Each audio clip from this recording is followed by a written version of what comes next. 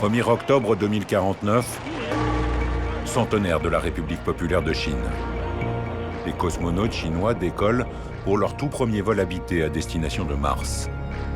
La Chine a pris de vitesse les grandes agences spatiales russes, européennes et américaines qu'elle a toujours observées de très près. Le gouvernement chinois a identifié des technologies, des compétences et des renseignements qu'il a besoin de collecter pour pouvoir devenir plus compétitif dans l'économie globalisée. 2049, la Chine est la première puissance économique et technologique du système solaire. Puissance acquise sans le moindre scrupule. À partir du moment où vous avez des besoins et vous êtes prêt à payer, automatiquement, il y a ce processus de vouloir aller plus vite. Et quand on veut acquérir les technologies plus vite, ça va trop vite. Et quand on va trop vite, on rentre dans l'espionnage. Le drapeau chinois flottera bientôt sur la planète rouge. Fiction, bien sûr, mais pas si irréaliste que cela. La Chine n'a déjà plus le moindre état d'âme pour capter sur tous les continents les connaissances dont elle a besoin. Nos services de renseignement considèrent, dans le domaine de l'espionnage économique, que ce soit au niveau des lenders ou de l'État, que la Chine est l'ennemi numéro 1. Un ennemi qui dispose de moyens matériels et humains quasiment illimités. La Chine est riche désormais, elle est la seconde puissance économique du monde. Et 1,3 milliard de Chinois, patriotes volontaires ou forcés, peuvent être mobilisés pour collecter et traiter tous les renseignements dont elle a besoin, qu'ils soient bien ou mal acquis. Un Premier ministre chinois me disait, mais est-ce que vous avez conscience qu'on est aussi intelligent que vous et on travaille plus? Donc vous pouvez vouloir garder vos process, mais on vous rattrapera si vous ne travaillez pas avec nous. La Chine a aujourd'hui le plus grand réseau d'espionnage du monde. C'est un gigantesque dragon, un dragon qui a des milliers de têtes, mais dont quelques-unes seulement ont été découvertes.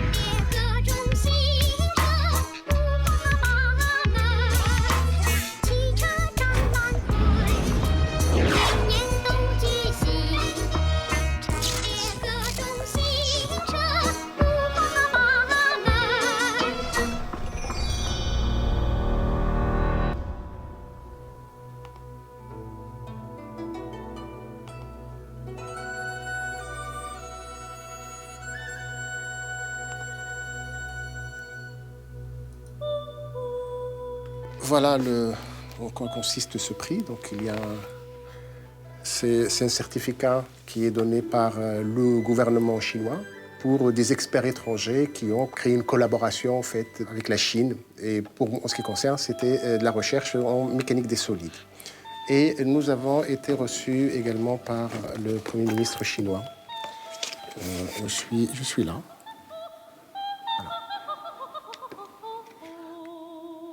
Après, on est invité pour dîner avec le président de la République chinoise. On n'était pas à la même table que lui, mais on était autour. Je pense que c'est un privilège aussi. Contrairement aux apparences, Ziad Moumni ne travaille pas en Chine, mais à Palaiseau, en banlieue parisienne. Il dirige l'unité de mécanique de l'ENSTA, l'École nationale supérieure des techniques avancées. Une école d'ingénieurs très réputée en France et désormais aussi en Chine.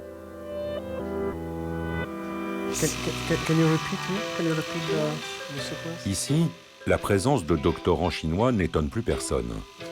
Dans ce laboratoire, Ziad Moumni étudie avec eux les propriétés des structures dites intelligentes, comme les matériaux à mémoire de forme. La difficulté réside de trouver des équations pour modéliser ce comportement qui est un peu bizarre. Donc déjà, il faut faire des essais pour comprendre et trouver ce comportement-là. Et ensuite, à partir de ces essais, les décrire avec des modèles mathématiques, ce qu'on appelle des lois de comportement. Les travaux menés par le professeur Moumni ont tapé dans l'œil de l'école polytechnique de Xi'an, en Chine. Cet établissement, qui dépend du ministère chinois de la Défense, en attend beaucoup, notamment dans le domaine des transports, de la voiture électrique à l'industrie spatiale, en passant par l'aéronautique civile et militaire. Alors, il se rend régulièrement à Xi'an, où il forme de futurs ingénieurs. En retour, des étudiants ont été encouragés à rejoindre son campus parisien. Cette coopération exemplaire a conduit Ziad Moumni à recevoir la très honorifique Friendship Award, aux côtés de 50 scientifiques mondiaux de très haut niveau. C'est flatteur et aussi très utile pour la renommée et le budget de son école. Il est content, les Chinois sont contents, mais en coulisses, il y a des esprits chagrins. Le problème, c'est que les gens qui viennent chez nous, ils ne sont pas là uniquement pour nous admirer, ils sont là pour apprendre et, si possible, ensuite pour faire mieux chez eux. Et là, le réveil peut être très brutal chez nous lorsque ça arrive. En Chine, la course à l'innovation est la priorité du régime. Mais ces dernières années, sa boîte à outils était un peu trop sommaire. Alors le gouvernement chinois a déployé un vaste système de recrutement d'experts étrangers afin d'acquérir des connaissances et de former les futurs ingénieurs chinois. Le programme le plus ambitieux en la matière s'appelle 1000 talents. Il prévoit de faire venir en Chine près de 2000 chercheurs étrangers en 10 ans. Ziad Moumni est l'un de ces heureux élus. En France, les chercheurs titulaires à la fois d'un prix de l'amitié et d'une bourse 1000 talents se comptent sur les doigts d'une main. Il y a une bonne demi-heure. Donc nous, la collaboration, elle est déjà là, hein. On a déjà commencé. Les Chinois savent choisir leurs professeurs invités en s'appuyant sur leurs idéaux. Vraiment, on est dans une démarche plutôt scientifique, une collaboration scientifique pour faire avancer la science ensemble. Et on profite vraiment d'une complémentarité. Parce que, en fait, nous, c'est clair, on apporte quelque chose aux Chinois et vice-versa. À Shanghai, ce jour-là, Ziad Moumni vient présenter ses travaux de recherche à l'école d'ingénieurs chinoise, partenaire de l'ENSTA. Les échanges ont été fructueux et notre chercheur français est heureux, fier et totalement à l'aise dans un monde de partage académique auquel il est très attaché. En coulisses toujours, on l'est un peu moins. Qu'est-ce que vous voulez quand deux ingénieurs se rencontrent? Pouf, on oublie la nationalité, on discute métier. Alors il y en a un qui naïvement continue à parler du métier qu'il fait, des recherches qu'il fait, etc. Et puis l'autre qui est en face, qui a quand même un esprit d'abord tourné vers son pays, parce que les Chinois sont patriotes. On ne va pas dire nationalistes, on va dire patriotes. Patriotes, ils travaillent pour leur pays. Quand des choses intéressantes tombent dans l'oreille d'un Chinois, elles ne tombent pas dans l'oreille d'un sourd. À Paris, à l'ENSTA, les étudiants chinois, très aimablement, confirment.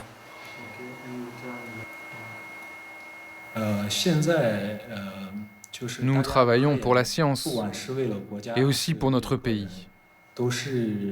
Nos recherches ont un but personnel, bien sûr, mais elles contribuent aussi au développement de notre pays et à sa défense militaire.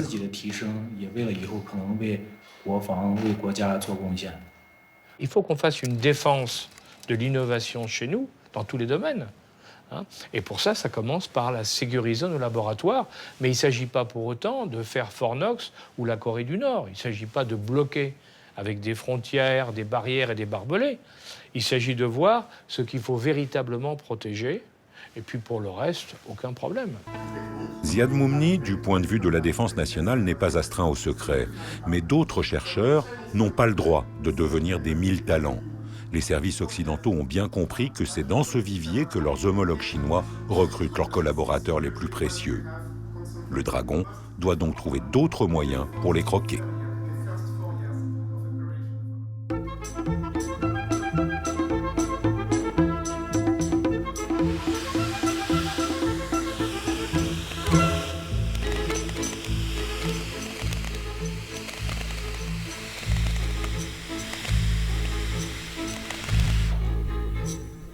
Comme chacun sait, la lamproie, c'est un genre d'anguille qu'on trouve en Gironde à certaines saisons, qui se colle sur ses proies, qui en absorbe tout ce qu'elle peut et qui rejette ce qu'elle n'a pas pu avoir après. Première cible de cette lamproie à la fin des années 90, les trains à grande vitesse. La Chine veut développer son réseau, elle ouvre son marché aux compagnies étrangères. Elle leur fait miroiter de très juteux contrats qu'elle ne signera jamais et en profite pour étudier soigneusement les savoir-faire japonais, allemands et français. Moi, je ne vais pas dire c'est mal, c'est pas bien ce que vous avez fait, vous nous avez roulé. Non, je vais dire nous avons été naïfs. Nous avons été naïfs parce qu'on aurait dû le comprendre. Et au lieu de croire on était tellement bon qu'on allait notre train allait s'imposer, on aurait dû se dire est-ce qu'il n'y a pas un rat dans le piano? En fait, les Chinois ont mis dans le piano un piège très subtil qu'ils ont baptisé réinnovation. Depuis 2006, et c'est écrit noir sur blanc dans le plan du gouvernement, leurs connaissances mal acquises sont en quelque sorte blanchies sous forme de brevets chinois à usage chinois. Une méthode qui légalise le pillage et ferme la porte du pays à tous ceux qui refusent de s'y plier. Pour les trains rapides, ça a très bien marché.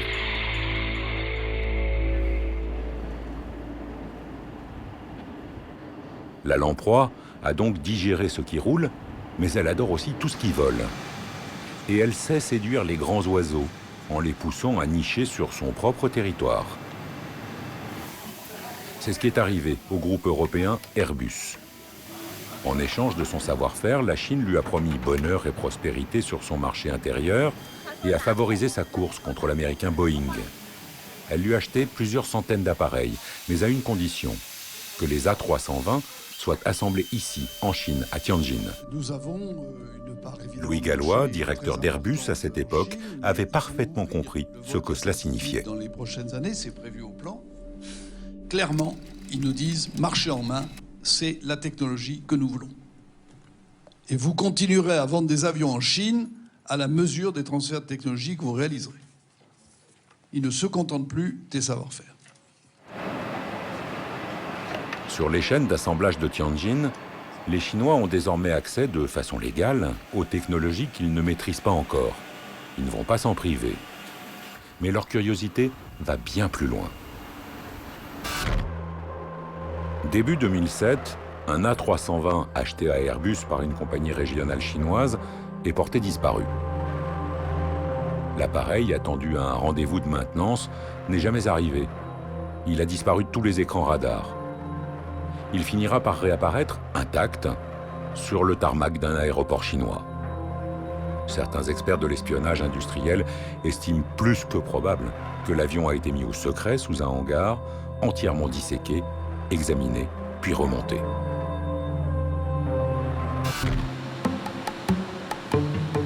Petit à petit, Pékin se construit ainsi des compétences et prépare la mise en service de son propre moyen courrier.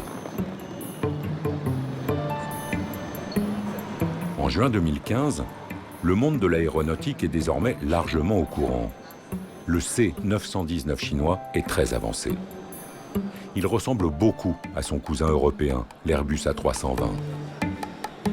Le constructeur chinois Comac ne présente pour l'instant qu'une maquette de son futur avion monocouloir. Un avion de ligne made in China, parrainé par le président Xi Jinping lui-même, qui finira à terme par chasser Boeing 737 et Airbus 320 du ciel chinois. Sur le C919 et la concurrence annoncée, vous avez des inquiétudes ou vous attendez de voir? C'est ce que j'ai un peu répondu. Ouais. Je ne pense pas que ça sera un meilleur avion que la 320. Vous avez hâte de voir un rapport ensemble au 919, justement? Pas particulièrement, non. Pas question de se permettre un commentaire désagréable, le marché chinois est le plus important du monde. Et pour l'instant, avec ces arrangements, Airbus pèse 50% des commandes d'avions en Chine. Tant pis si les nouveaux partenaires du consortium européen se montrent un peu trop gourmands en informations. Le mot copier, le mot apprendre en chinois, c'est le même mot. Donc, un bon élève, c'est celui qui copie bien son maître. Et donc, c'est vrai que naturellement, il y a de la malice après. Mais au départ, fondamentalement, faire le même sac que des Européens, pour un artisan chinois, avoir la même qualité, c'est une performance. Le rideau se lève enfin. Cet avion qui s'avance, c'est le plus moderne de tous les jets. C'est le fruit merveilleux de la recherche et du développement de la République populaire de Chine. À Shanghai, le C919 a fait ses premiers tests de roulage fin 2015. La cérémonie a été grandiose. Les défilés martiaux, hymnes et drapeaux nationaux font l'ouverture de tous les journaux télévisés. Il sera sans doute difficile de faire plus majestueux quand ce C919 effectuera son vol inaugural.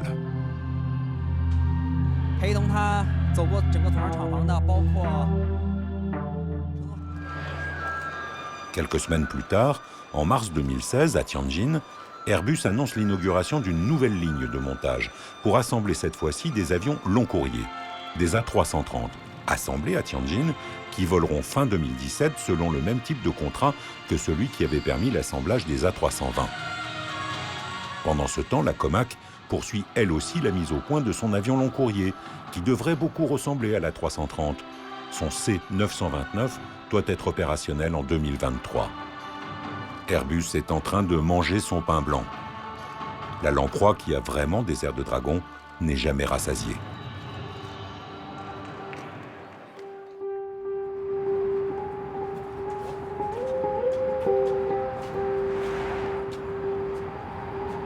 À Paris, les autorités françaises refusent de l'entendre. Elles sont pourtant parfaitement informées des ambitions stratégiques de la Chine. Le ministère chinois des Sciences et Technologies les a clairement affichées dans un plan sur 15 ans, publié en 2006. Ce programme a été décortiqué par les experts français de la D2IE, la délégation interministérielle à l'intelligence économique. Un rapport toujours confidentiel, de 25 pages, a été remis à l'Élysée en 2010. Il met en garde contre les pratiques illégales de la Chine et énumère les pièges à éviter. Le vol d'échantillons au cours de visites d'entreprise, le charme des hirondelles, expertes en confession sur l'oreiller, ou encore le placement de faux stagiaires dans les entreprises françaises. C'était le cas de Lily Wang en 2005. La police a saisi dans son ordinateur des données confidentielles volées à son employeur, Valeo. 2 mois de prison ferme, puis retour discret en Chine de ce bon petit soldat du renseignement. Vol, sexe, mensonges et gros billets, les recettes sont classiques. L'ampleur de leur mise en œuvre l'est beaucoup moins, et l'autisme de certains dirigeants éblouis par l'immensité du marché chinois est particulièrement étonnant. La France est pleinement mobilisée pour que l'objectif d'accueillir 50 000 étudiants chinois soit atteint en 2015.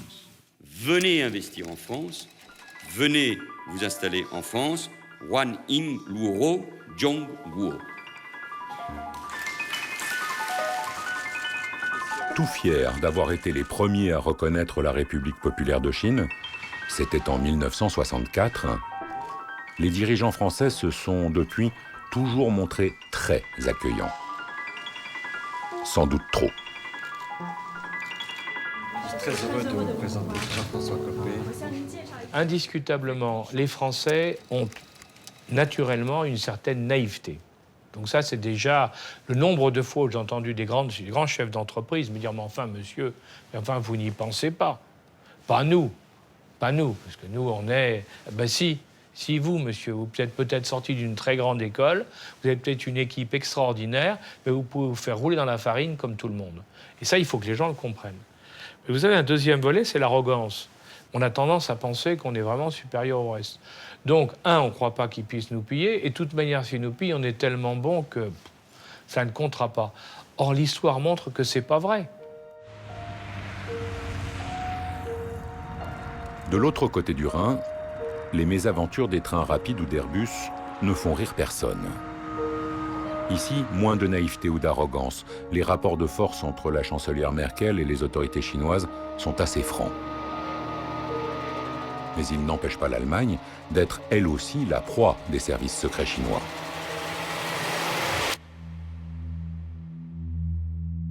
Au milieu des années 2000, l'espionnage chinoise est telle en Allemagne que le magazine Spiegel titre à sa une « Les espions jaunes ». Stagiaires véreux, écoute au plus haut niveau de l'État, logiciels espions, toute information est bonne à prendre. Les experts du renseignement ont donné un nom à cette collecte tous azimuts, la technique du grain de sable. Si sur une plage, les grains de sable sont les informations qui doivent être recueillies, eh bien, les services occidentaux, les Russes, vont envoyer quelqu'un le soir avec une chaudière et une pelle, tenter de remplir son seau le plus rapidement possible et disparaître avant la levée du jour. Les Chinois, c'est totalement différent. Les Chinois, eux, vont procéder avec ce que l'on appelle la collecte de masse. Alors, ils vont envoyer peut-être 1 millier de baigneurs cette journée-là avec leurs serviettes, leurs petits costumes de bain. Ils vont s'amuser toute la journée. Et le soir, lorsqu'ils rentrent à leur hôtel, ils vont tous aller dans le même coin, secouer leurs serviettes pour laisser tomber les grains de sable. Et ça, c'est une différence très, très, très, très importante entre les services occidentaux et les services chinois. C'est-à-dire, on utilise pratiquement tout ce qui est à leur disposition. À Berlin, les services de contre-espionnage sont, à l'instar de leurs homologues français, parfaitement au courant. Mais ils sont en revanche nettement plus causants.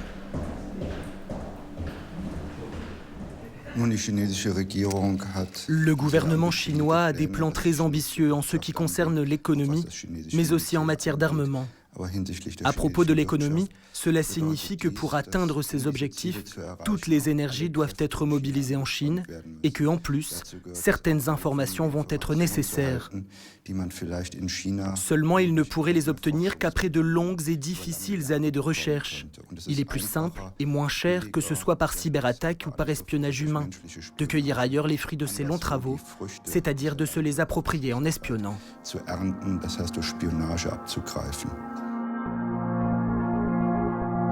Au fil du temps et de ses contrats avec la Chine, l'Allemagne a appris à limiter la casse face aux hordes de voleurs de sable. Mais les services de renseignement allemands estiment que le coût annuel de ce pillage représente plus de 50 milliards d'euros, de l'automobile aux machines-outils, en passant par les plus simples des tronçonneuses. Tout le problème est de savoir comment continuer la coopération et puis faire en sorte que, si la Chine devient concurrente, elle se comporte en concurrent loyal. Alors, est-ce que tout le monde se comporte en concurrent loyal? Ça, c'est aussi une autre affaire.